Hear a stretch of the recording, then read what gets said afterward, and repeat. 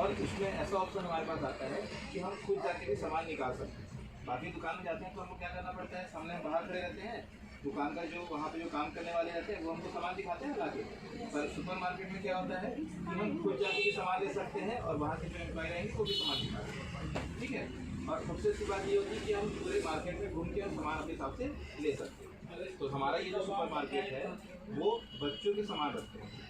ठीक है, बच्चों के सभी सामान मिलेंगे, जैसे नए बच्चे होते हैं ना, तो उनकी ज़रूरत के जो सामान होते हैं वो सारे हमके यहाँ मिलेंगे। ठीक है, अभी एक बार और घूम के भी देखना, सारे सामान तुमको मिलेंगे। ठीक है, तो अब काम कैसे करेंगे यहाँ पे? अब देखो जैसे इतना बड़ा स्टोर है, बहुत सारे छोटे बड़े सामान है कि हाँ, बहुत सारे सामान है। तो क्या एक बार में हम सब सामान के ऊपर ध्यान रख सकते हैं? नहीं हो सकता ना। तो इसके लिए क्या करना पड़ेगा? CCTV camera. ठीक है, उसके अलावा कैसे काम करेंगे? अच्छा, मेरे को मान लो कोई सामान मंगवाना है, ठीक है, मेरे को कोई, जैसे हम लोग अभी ऑर्डर बना रहे हैं, ठीक है, तो कोई सामान मान लो खत्म हो गया, जैसे कि समझ लो ये सामान, अब ये सामान ही सामने दिख रहा है मेरे को, अब मार्केट में कितना बचा हमको पता चलेगा क्या? इसके लिए ढूंढना पड़ेगा ना हमको। ठीक है, बिल्कुल आना है। एक कितना बचा हुआ है पता चलेगा क्या? इसके लिए हमको बार बार ढूंढना पड़ेगा ना, और गलती होने की संभावना ज़्यादा है कि नहीं हो। तो इसके लिए हम क्या करते हैं, हम अब कंप्यूटर का उपयोग करेंगे, और कंप्यूटर में क्या है, सॉफ्टवेयर का उपयोग करेंगे, इसको इन्वेंट्री बोलते हैं। इन्वेंट्री मतलब हमारे पास जो सामान होता है ना, उसको काउंट करके रखता है वो इन्वेंट्री मैनेजमेंट सॉफ्टवेयर। ठीक है, उस सॉफ्टवेयर की सहायता से हम क्या करते हैं, हमारे स्टोर में या दुकान में जितने भी सामान होंगे, चाहे वो 1 हो, 10 हो, 12 हो, जितने भी हों, उसको हम क्या करते हैं, अपने कंप्यूटर का यूज़ करके उसमें स्टोर कर देते हैं। जैसे ये सामान मान लो 5 पीस आया, तो हमने क्या किया उसमें कि ये जो सामान है मेडिसिन फीडर, उसको हमने डाल दिया कि ये 5 पीस हमारे पास आया हुआ है। अब जब जैसे भैया सामान ले रहे हैं अभी, तो कपड़े खरीद रहे हैं ना यहाँ पे, तो इस कपड़े की भी एंट्री सिस्टम में हुई है ना। मान लो 10 पीस आया होगा, 20 पीस आया होगा, 6 पीस होगा, तो अब जैसे भैया कपड़ा खरीद रहे हैं, तो उस सामान में से एक सामान कम हो जाएगा। तो इससे हम एग्जैक्ट फिगर पता कर सकते हैं कि हमारे पास अभी स्टोर में कितना सामान रखा हुआ है। समझ में आया? इससे आसान होगा कि नहीं हुआ काम? देखो एक बार सिस्टम में देखना पड़ेगा, रिपोर्ट निकाल के, और सारे सामान मेरे को वहाँ पता चल जाएंगे कि कौन सामान अभी कितने सारे पीस बचे हैं। मान लो ये कपड़ा अगर बहुत दिन में बिकता होगा, मतलब मान लो मैं 6 महीने पहले लाया था, और आज मेरे पास मैं 6 पीस लेके आया था, और आज मेरे पास एक बिक रहा है, तो इसको बार बार लाना चाहिए क्या? क्योंकि बहुत कम बिकता है ना, तो इसकी क्वांटिटी भी कितनी लानी चाहिए? कम लानी चाहिए। और मान लो ये वाला सामान बहुत ज़्यादा बिकता है, रोज़ मेरे पास 1 या 2 पीस बिक रहा है, तो मेरे को ज़्यादा लाना चाहिए ना। तो इससे हम अंदाज लगा सकते हैं सामान का, ठीक है, कि कौन सा सामान कितना बिक रहा है, ज़्यादा बिक रहा है कि कम बिक रहा है, या कौन सी कंपनी के सामान की डिमांड ज़्यादा है। तो इससे काम आसान होगा, ऑर्डर करने पे हम सामान निकाल सकते हैं ना लिस्ट एक बार अच्छे से। इसलिए हम कंप्यूटर और उसमें जो सॉफ्टवेयर का उपयोग करेंगे। ठीक है, अब इसमें तुमको इसमें बारकोड कौन सा चल बताओ तो, देखो तो बारकोड बताओ।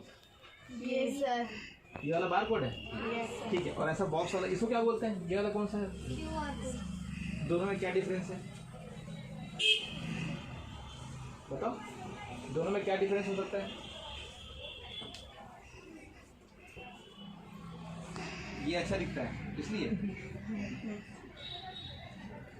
बताओ।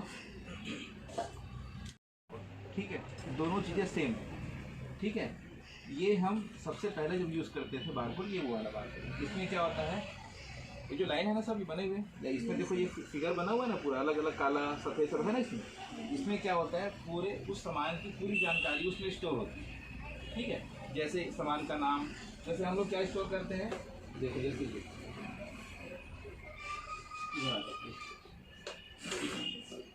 ये क्या है, बारकोड रीडर। ठीक है, इससे ऐसा देखो ना सुपरमार्केट में रहता है, सुमित पे जाओगे तो वो ऐसा सामान उठा के ऐसे स्कैन करते रहते हैं। तो ये क्या है, बारकोड स्कैनर। ठीक है, ये बारकोड रीडर बोल दो। देखो ये जैसे ये सामान को ले रहे हैं है ना, तो ये हमारे पास आ गया, ये बारकोड है, इसको हम लोग इस डिवाइस का यूज़ करके क्या करेंगे, स्कैन करेंगे। तो उसको कितनी सारी जानकारी हमारे पास आ गई। ठीक है, मैंने क्या किया, इसमें उसका नाम डाल दिया।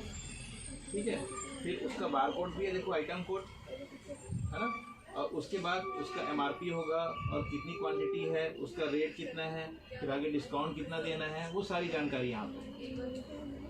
ठीक है, जैसे ये देखो, ये अभी मेरे पास आखिरी पीस बचा हुआ है, लास्ट है, बाकी सारे बिक गए।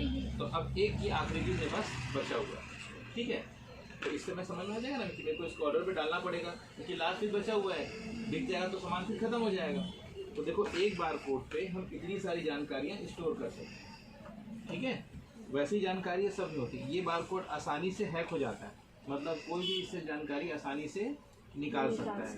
पर QR कोड क्या होता है, ये हर थोड़े समय के बाद, मतलब 2 सेकंड 4 सेकंड के बाद ये अपने आप को चेंज कर लेता है। तो इसको हैक करना काफ़ी कठिन होता है, डिफिकल्ट होता है। ये वाला जो है आसानी से हैक हो जाता है, ये वाला बात।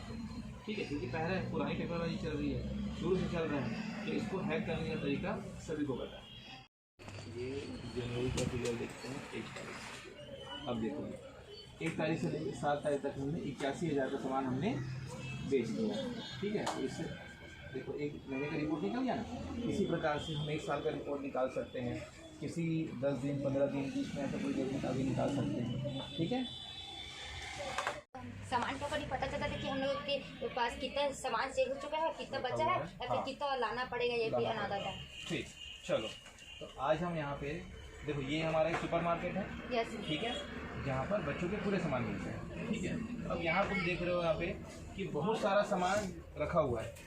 दुलेश्वर, हाँ सर, जहाँ पर हम क्या रिक्वायरमेंट कौन सी है, किस सामान की रिक्वायरमेंट कस्टमर ज़्यादा पसंद कर रहा है, या उसकी ज़्यादा रिक्वायरमेंट हमारे पास आ रही है, जिसकी रिक्वायरमेंट बहुत कम आ रही है।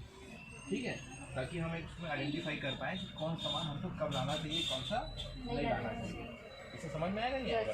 फिर अगर हमारी डेली की सेल कितनी हो रही है, ठीक है, कौन अगर उधारी ज़्यादा जा रहा है तो उधारी को कैसे हम कंट्रोल करें, मतलब बहुत सारी चीज़ें हम इसमें मैनेज कर सकते हैं सॉफ्टवेयर की सहायता से। ठीक है, इसमें सबसे अच्छी बात है मैनेज करने का हमारा बहुत ही 0 एरर में होता है, मतलब बिल्कुल भी गलती इसमें नहीं होती। अगर हमने और सारा काम सिस्टमेटिक किया है तो किसी भी प्रकार की कोई गलती पॉसिबल ही नहीं है।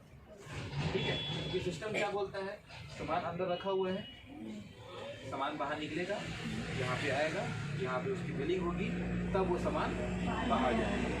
तो सामान बाहर जाएगा, इसका सीधा सा मतलब क्या हो रहा है, अगर 10 सामान अंदर थे, मान लो कोई एक सामान जैसे ये उठा लो, चलो ये तीतर है, ये 10 पीस अंदर मेरे पास रखे हुए थे।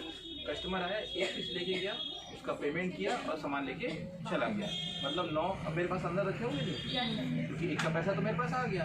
तो कभी मैं क्रॉस चेक करूँगा तो मेरे को क्या दिखाई देगा, अभी 9 रखे हुए हैं, एक इस तारीख को एक सामान पिक किया और कितने रुपए का बिका है। अब कौन लेके वो भी दिखा देगा मेरे को, तो सॉफ्टवेयर यूज़ कर रहे हैं, बिल बनता है उसमें, तो इससे गलती होगी क्या? नहीं।